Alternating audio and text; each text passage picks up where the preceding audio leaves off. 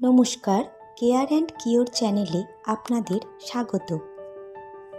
0.5% chlorine solution কিভাবে তৈরি করব সেটাই এই ভিডিওর মাধ্যমে আপনাদের দেখাচ্ছি। যদি government supply 5% sodium hypochlorite solution থাকে, তাহলে তার থেকে কিভাবে 0.5% ক্লোরিন সলিউশন করব সেটাই এখানে বলছি।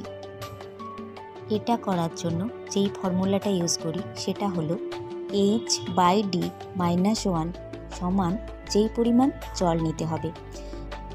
H মানে হলো ইন হ্যান্ড, মানে আমার হাতে কি আছে, বাই ডিজায়ার্ড আমি কি করতে চাইছি, -1 সমান হলো যেই পরিমাণ জল নিতে হবে সেটা, অর্থাৎ 5% বাই 0.5% -1 সমান 9।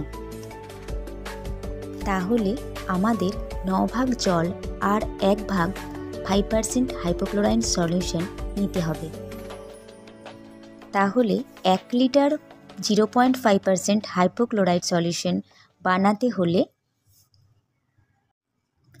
900 ml জল এবং 100 ml 5% হাইপোক্লোরাইট সলিউশন, যেটা গভর্নমেন্ট সাপ্লাই আছে, সেটা নিতে হবে।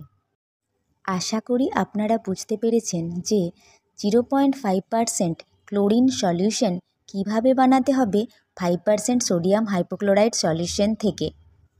আজ তাহলে এখানেই থাক, আসবো আবার অন্য ভিডিও নিয়ে।